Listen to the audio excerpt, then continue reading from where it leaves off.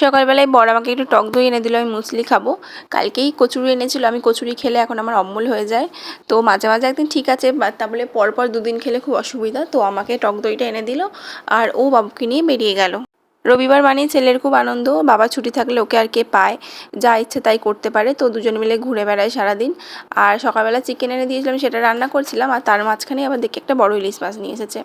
ওকে বললাম মাছগুলো ধুয়ে দিতে, কিন্তু ও তো ধোবে না। আর আমারও আজকে সকালবেলায় স্নান হয়ে গেছিলো, তো বাবা মাছগুলো ধুয়ে রাখছিল, যদিও পরে আমি আবার ধোবো।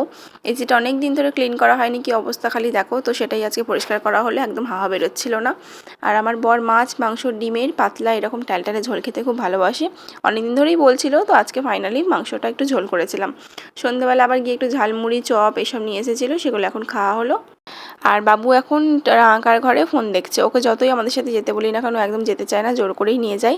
কিন্তু আজকে আর জোর করলাম না, আজকে একটু বৃষ্টি পড়ছিল আর আমরা একটু দরকারও বেরিয়েছিলাম, মানে ফুল নিতে বেরিয়েছিলাম আর কি, সেরকম কোনো কাজ আর ছিল না।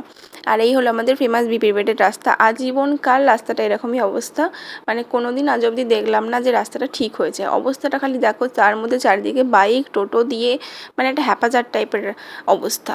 তারপরে এসেছিলাম একটু মুখরোচিতে পাপড়ি চাট নেবো বলে, প্রচুর ভিড় ছিল, তার মধ্যেই আমার কপাল ভালো ছিল বলে এক প্লেট পেয়ে গিয়েছিলাম। তো ছেলে যেহেতু যায়নি, তো বর বললো পার্সেল করে নিয়ে নাও, তো পার্সেল করে নিয়ে নিলাম।